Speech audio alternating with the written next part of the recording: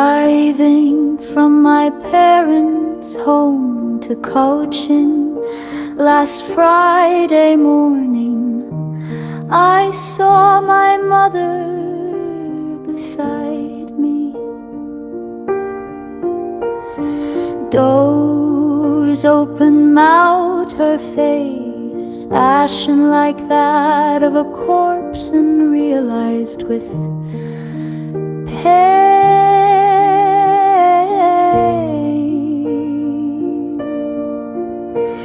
that she was as old as she looked, but soon put that thought away and looked out at young trees sprinting, the merry children spilling out of their homes. But after the airport security check, standing a few yards away, I looked again at her, wan, pale as a late winter's moon, and felt that old familiar ache, my childhood's fear. But all I said was, see you soon, Amma. All I did was smile and smile.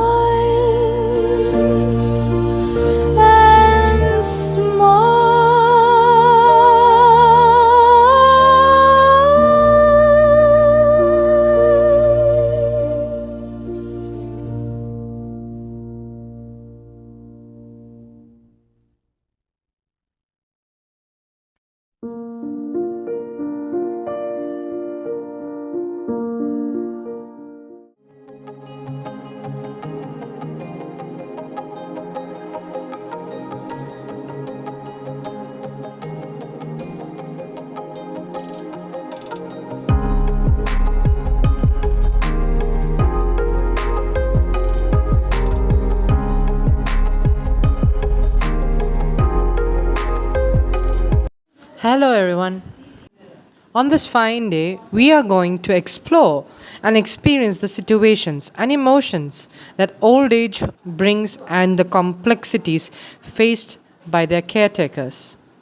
It takes a village to raise a child, goes the saying. And so is the same in the second childhood of man. I went to meet the person who arranged our appointment here. She's a social worker. They had agreed that I could interview the patient.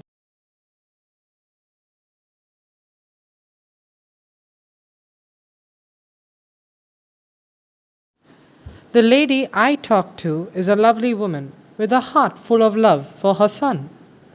She keeps repeating, I love you, to everyone she sees. It's kind of emotional and heartbreaking. Her safe, happy place is a table decorated with her son's family photos. They are settled in USA and hardly come yearly. They do video calls regularly. Many with dementia, deeply and ingrained social scripts and phrases like thank you, please, I love you, son are among the last verbal abilities to fade. It is a well worn path in her brain that her mind could still access to express a positive emotion. Right now, she is discussing about her family, how cute her family was, her grandchild especially. She also showed me her photos. As you can see, this is her entire family. She was happy to discuss about them. She also talked on how they traveled through a year, through other places. It's highly possible that in the warmth of my interaction, her mind, seeking comfort, superimposed the identity of a daughter or a son onto me. This isn't a failure to recognize me, it's a testament to the safety I provide. Her family's visit are her benchmark for love and her care, and I met that very benchmark.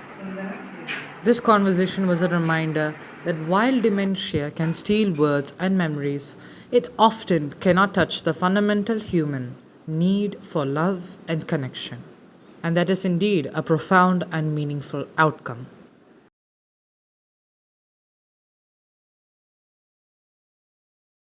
My second patient was a former High Court lawyer who could speak with ease, with his family visiting every week and having built a whole community here of friends and activities. He wasn't just coping, he was thriving. His world felt full and present. Speaking with both of them taught him that beyond the illness, the core human needs for connection, identity, and love that will always remain. He told me that he found it very interesting playing with the games with other patients, found it funny, enjoying, and thriving. He liked the facilities. He didn't find any difficulty in walking without them. There were those who were ready to help him, ready to talk to him. He found it very interesting. Later, a staff member came, a nurse. She just came to discuss with the patient. She was saying how interesting he was, how funny he too was when all the staff members came to talk to him. When he is around with a group of patients as well, they enjoy together, laugh together. They say he usually likes to stay inside the hall, see how people walking here and there. Meeting my third patient was a different lesson altogether. He was largely non-verbal, sitting in the center of the room with a sort of childlike manner, and the radio was his entire world. When we switched off to speak with him, his confusion was immediate.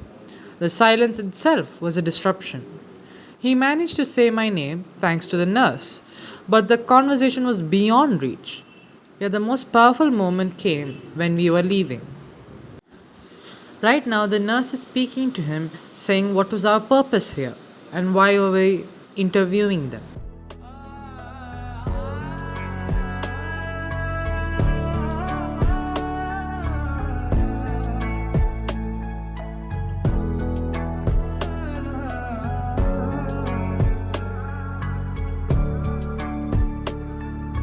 होश में रहूं क्यों आज मैं तू मेरी बाहों में सुनती है मुझ में समाई है यूं जिस तरह तू कोई हो नदी She was speaking in soft, simple tones, as one might with a child. She carefully taught him my name. He managed to repeat my name, a small but significant effort, though he wouldn't engage with any of the questions. It was a simple, poignant reminder of his cognitive fragility. The most telling moment came as we prepared to leave.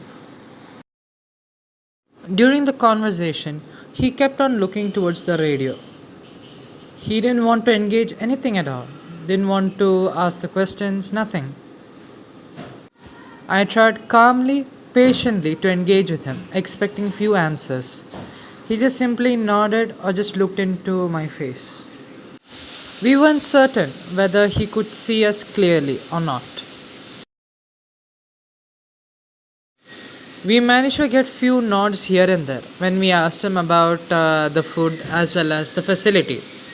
But the most responsive answer came when I discussed about the radio. He instantly nodded. That looks like he loved to listen to radio. The moment we switched his radio back on, his entire face transformed. He settled back into his chair, listened with his heart's content, returning to the familiar soundscape. That was his true comfort and companion. किसी की मुस्कुराहटों पे हो निसार किसी का दर्द तेरे बिना जिंदगी से कोई शिकवा ये दिल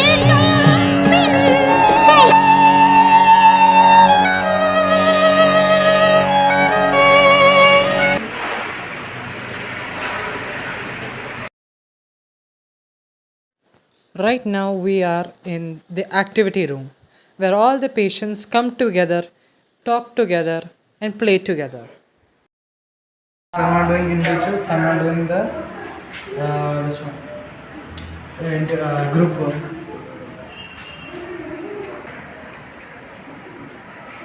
All this here you can see this was done by the patients as well as the staff members from Kamala. Here is a place where creativity can be explored and can be used, both individual and group wise. That's what I'm hearing. Yeah, just like discussions, these paintings and those. It's all done by them only. These flowers. It's all just, and this, actually we just cut the outline for For the just leaves. paint it, yeah. All it is done.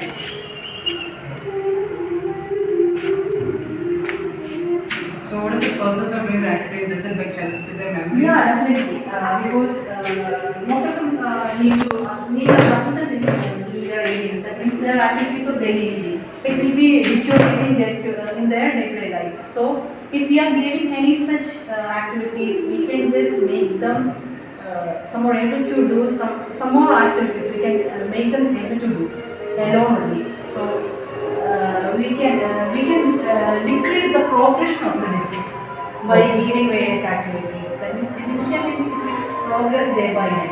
Slowly. So, yeah, slowly it will progress only because it's dementia. You know, it's memory loss. Memory loss. Brain shrink. That's the disease. So the memory is anyway it will lose. So we can decrease the progression of that memory loss by giving such activities. Is there any way like to cure it or something or give them the Not cure. Anyway, it will deteriorate the health and they will lose the memory. so you're just reducing the Yeah, disease. time. Yeah, we are decreasing the time that they are beginning to forget the memories. By giving these activities, they will become more happy, and they are just. We are giving individual activities and group activities too. So, by sharing the group activities, we can make a feeling of comfort and joy. And family time. Yeah, it's a. They will feel that it's a family, and even we just give some task or something, and when they achieve that task, I think they are each other. When it's in the group, they are just appreciating each other. So it will bring a feeling of A close connection, bonding. yeah, a close bonding like that. But we are planning to do. Here it helps the patient's mindset, and especially for dementia patients, because here they're trying to delay the process of shrinking the brain. You know how dementia is; it's the loss of a brain memories, right? So here they make the people play and make what you call as memories. So it reduces the time of the dementia and elongates the person's life. So it makes them like play like children, but the bond is there. If they do in group wise, where you can see here, all this they did as a team as well. You can see that beehive, and here also, which is done with the help of the staff members. Here you can see all the patients colored it with tissue papers, cardboard, and also with paint. And over here is the organizational structure of Care, starting from the managing director to all four kinds of categories. Starting one is medical director, next is the CNO, then the operations managers and the finance managers. So for medical director, it consists of physician and RMO. Nurse also comes with the nursing tutor. Nurse manager and these stuff comes under CNO. Then next comes the pharmacist and of course social workers. Most of the social workers are here currently helping with the patients. Next thing we have is the operations manager. Here this helps with the marketing manager, MIS coordinator, inquiry coordinator, HR manager, and next comes with the housekeeping, admin coordinator and the kitchen. Kitchen is the most important here, mark the point. Then admin coordinator, front office executive and the driver. Next, last and foremost, the finance manager. So far only two are there, purchase and accounts executive.